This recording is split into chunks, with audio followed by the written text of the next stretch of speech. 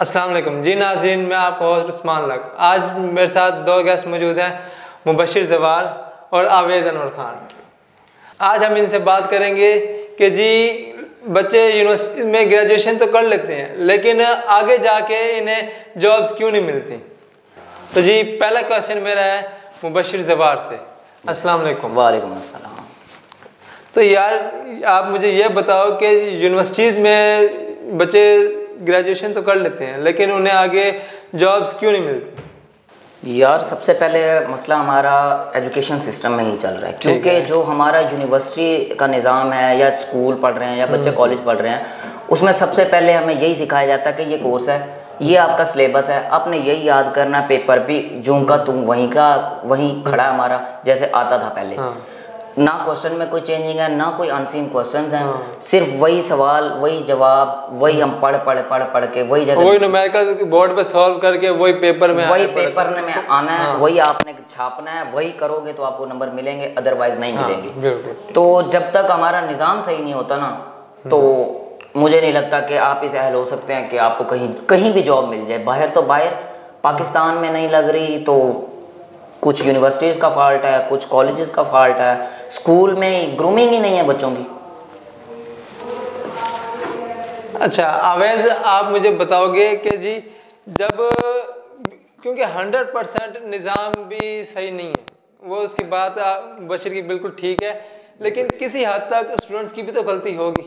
Student की भी गलती है इसमें। अब स्टूडेंट देखें, स्टूडेंट को अब हमारे स्टूडेंट को आदत हो गई, जो वो कहना चाहते हैं, जो वो रीड आउट करते हैं उसी का पेपर देना चाहते हैं। और हमारे यूनिवर्सिटी में सबसे बड़ी चीज़ स्टूडेंट की गैदरिंग है। स्टूडेंट्स की आपस में गैदरिंग होती है और वो टीचर्स की भी एहतराम नहीं करते हैं। ये स्टूडेंट के बहुत बड़े ड्रॉबैक्स हैं।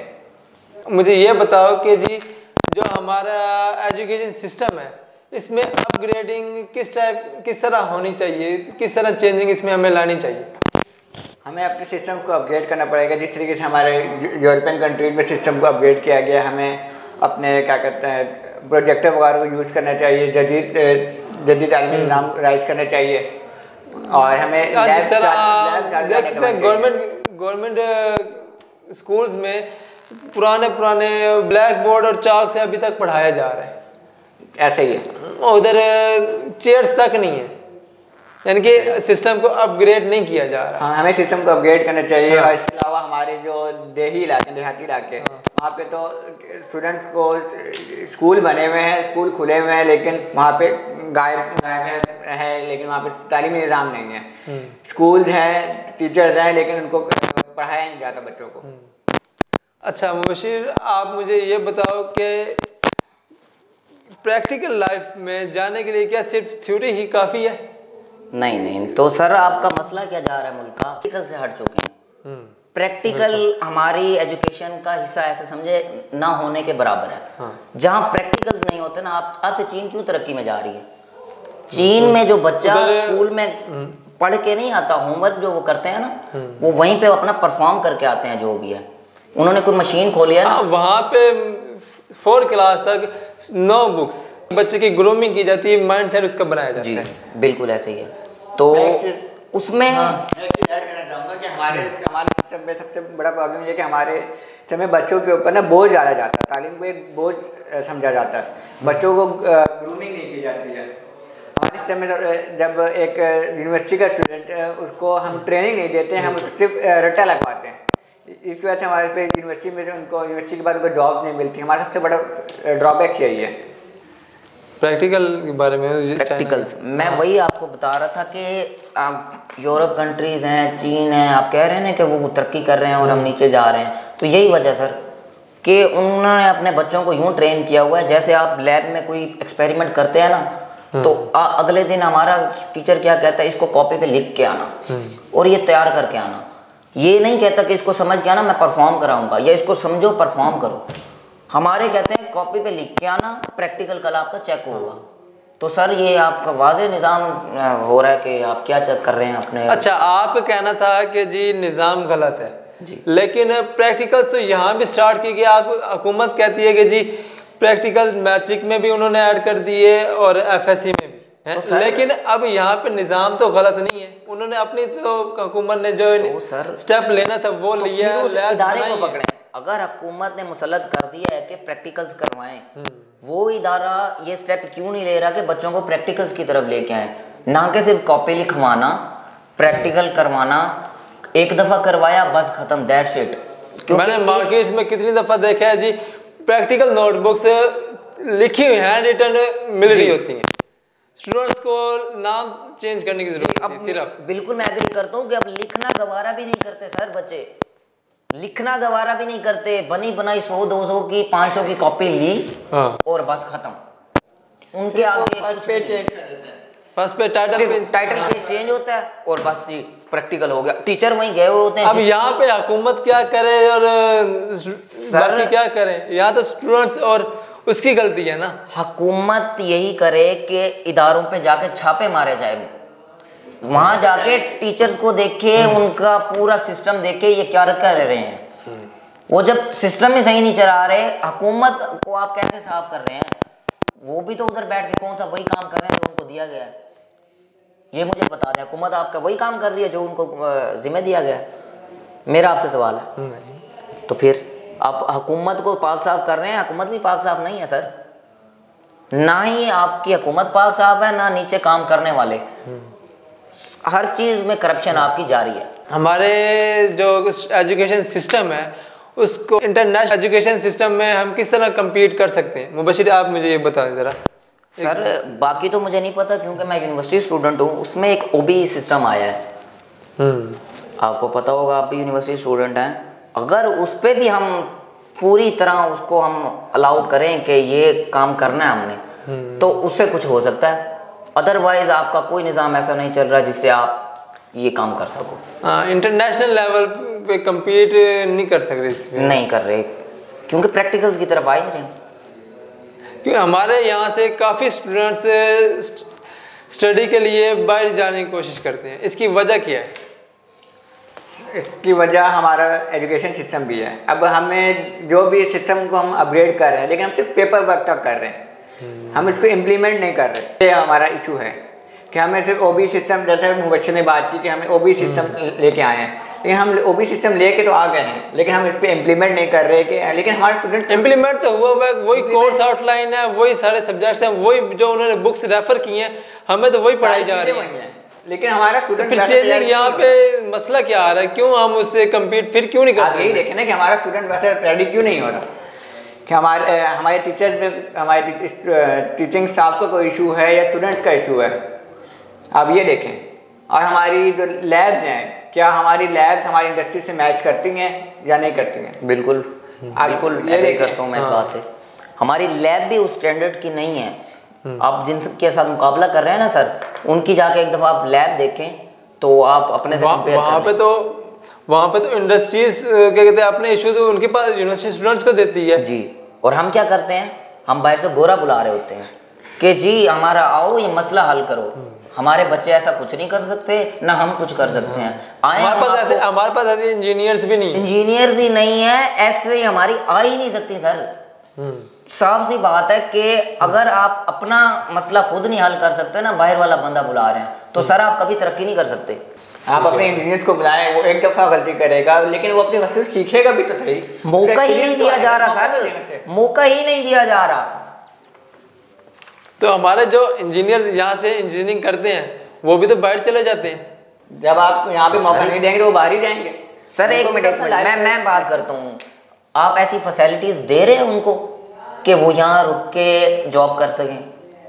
पहले आप अपने घरवान में झांके ना सर। तो आप ऐसे कैसे कह रहे हैं कि वो यहाँ नहीं रुकना चाहते? कौन मुल्क छोड़ के जाना चाहता है? मेरे 2 भाई बाहर हैं, मैं बता रहा हूँ आपको। मेरे भाई ने 2015 में डिग्री की। तो क्या यहाँ पे इंजीनियर्स नहीं है? तो सर मेरिट कहाँ रह गया है? मेरिट की बात पे आए तो जिसकी रेफरेंस है जॉब तो उसी की होती है, इसके अलावा कौन आपको जॉब दे रहा है? यहाँ पर आपको मेरिट पे इंटर्नशिप नहीं मिलती हैं। इंटर्नशिप नहीं मिलती सर। इंटर्नशिप के लिए आपको रेफरेंस चाहिए होता है, अब बिना इंटर्नशिप के आपको डिग्री भी नहीं देते हैं। आप क्या करेंगे? सिर्फ एक निज़ाम अच्छा किया इन्होंने यूनिवर्सिटी में, जैसे हम स्टूडेंट हैं, कि हमारी इंटर्नशिप कंपलसरी कर दी गई है जी। एक बार डिग्री के दौरान आप एक दफ़ा इंटर्नशिप करेंगे तो आपकी डिग्री वैलिड है, अदरवाइज नहीं है।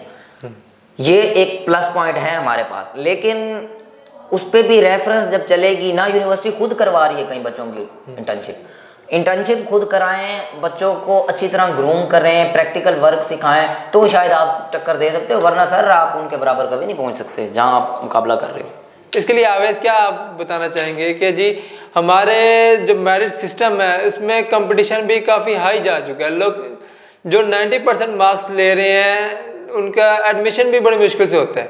ये बिल्कुल ऐसा ही है, लेकिन उनका एडमिशन मुश्किल से होता है, लेकिन हमारे पास इदारे भी तो कम हैं, इसलिए हम हर किसी को तो एडमिशन नहीं दे सकते उसके अंदर। बिल्कुल मैं एग्री करता हूं। हमारे पास इदारे कम है, हमें ज़्यादा से ज़्यादा एजुकेशनल इंस्टीट्यूट बनाने चाहिए मेडिकल के। हमारे अब आपने मुल्तान सिटी में देख लें, मुल्तान में आपके पास निस्तर हो गया है, बख्तावर अमीन हो गया, और अलग से नहीं है। हाँ, चार से 5 है, लेकिन इंजीनियरिंग के लिए हमारे पास NFC है, ISP है, लेकिन हमारे पास मेडिकल के लिए इतने ज़्यादा इंस्टीट्यूट नहीं है, उसके लिए भी इंस्टीट्यूट होने चाहिए।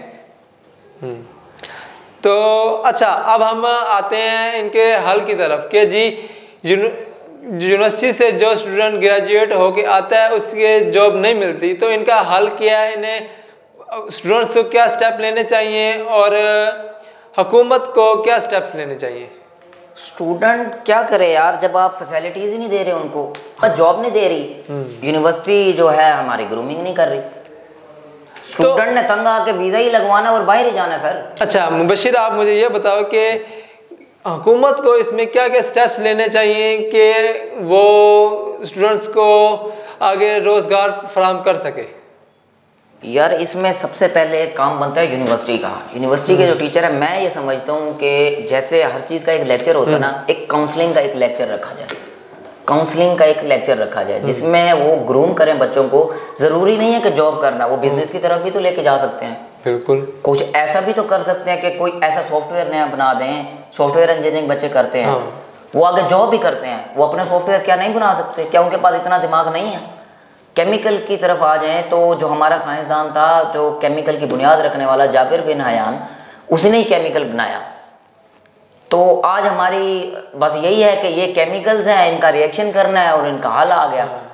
क्या ग्रूमिंग है हमारी? हमें तो सिर्फ यही सिखाया जा रहा है कि आपने 4 साल में डिग्री करनी है और जॉब करनी है, बस।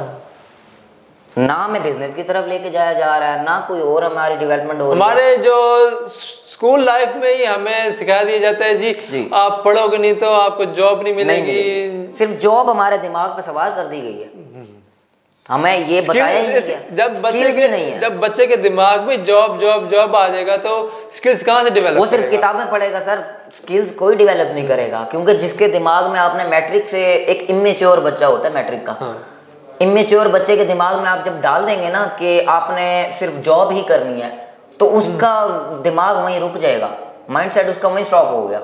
उसने कहना कि मैंने बस जॉब करनी है, क्योंकि उसके घर वालों ने भी शायद उसको यही सिखाया। टीचर्स की जिम्मेदारी थी ग्रूमिंग करना, उन्होंने भी यही सिखाया। यूनिवर्सिटी तक आके भी उसको पता है कि यही मैंने रटना है, यही मैंने डिग्री लेनी है और बस दैट्स इट, मैंने जॉब करनी है, मैंने कोई बिजनेस की तरफ नहीं आना, मैंने कोई आगे कोई तरक्की नहीं करनी, सिर्फ जाके नौकर बनना है। जॉब का मतलब ही एक नौकरी है, सिर्फ नौकर बनने की हद तक है। अच्छा आवेश, अब आप मुझे ये बताओगे कि जी गवर्नमेंट को क्या स्टेप्स लेने चाहिए कि जी स्टूडेंट्स की भी ग्रूमिंग हो, माइंडसेट उसका ग्रूम किस तरह करे?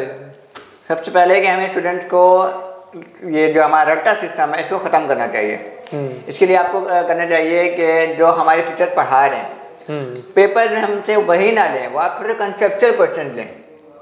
सही है, पेपर हमारे कंसेप्चुअल होने चाहिए ताकि वो स्टूडेंट के भी माइंड खुलेंगे। अब एक मैट्रिक का स्टूडेंट है, वो वही रट्टा लगा के जाएगा तो फिर इसको कोई फ़र्क नहीं पड़ना, तो थोड़ा सा इसका माइंड सेट चेंज होगा, माइंड खुलेगा। और इसके अलावा हमें अपॉर्चुनिटी मज़ीद देनी चाहिए कि आप सिर्फ जॉब ना करें, आप बिजनेस की तरफ भी जाएं, बिजनेस के चांसेस भी नहीं चाहिए। गवर्नमेंट को चाहिए कि स्कीम्स अनाउंस करे ताकि स्टूडेंट बिजनेस कर सकें। सही है। मुबशिर, आप मुझे बताना चाहेंगे कि गवर्नमेंट को क्या क्या चेंजिंग सिस्टम में लाने चाहिए कि वो फैकल्टी को और स्टूडेंट्स में बेहतरी ला सके? फैकल्टी को सर यही कह सकते हैं कि जो ओबी सिस्टम आया है उसको प्रॉपर उसको डेवलप किया जाए। और स्टूडेंट का ये हक बनता है कि अगर टीचर कोई ग्रूमिंग नहीं कर रहा तो एक ग्रुप बना के खुद में भी काउंसलिंग कर सकते हैं, आइडियाज बढ़ सकते हैं इससे।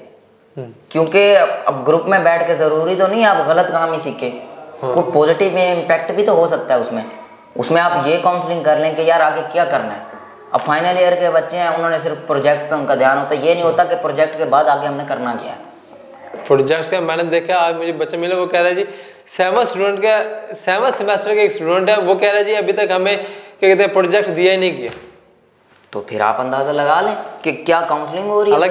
हालांकि अब क्या कहते हैं 7th सेमेस्टर एंड होने को है जी, 8th आगे पूरा मेरा ख्याल 7th 8th चलता ही ऐसे ही है। हाँ। तो उसमें अगर अभी तक आपने बच्चों को बताया ही नहीं है, ऐसी कोई ग्रूमिंग ही नहीं दी गई, तो वो बच्चे भी क्या करें। ठीक है, तो जी नाज़रीन, आज हमने जाना कि जॉब ना मिलने की क्या ड्रॉबैक्स हैं और उनका हल क्या है। इसी के साथ इजाज़त दीजिए, अल्लाह हाफिज़।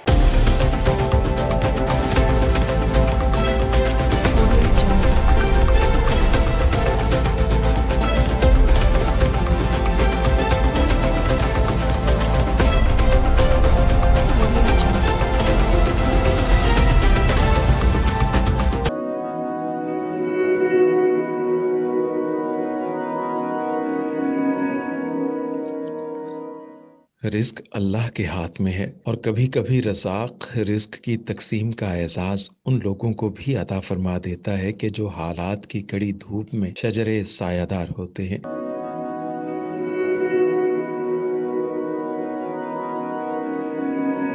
मुल्तान में सुल्तान फाउंडेशन की जानिब से मुख्तलिफ मकामात पर सैकड़ों अफराद के लिए सुल्तान दस्तरखान सजाया जाता है।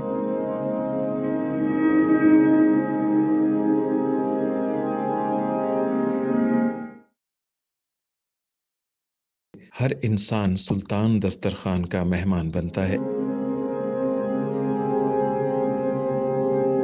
बिलाशुबा सुल्तान फाउंडेशन इंसानियत का काबिल फ़ख्र सरमाया है और भले ही ऐसे इदारे हों या अफराद, वो गुर्बत व इफलास के सुलगते सहरा में एहसास की छतरियाँ बनते हैं।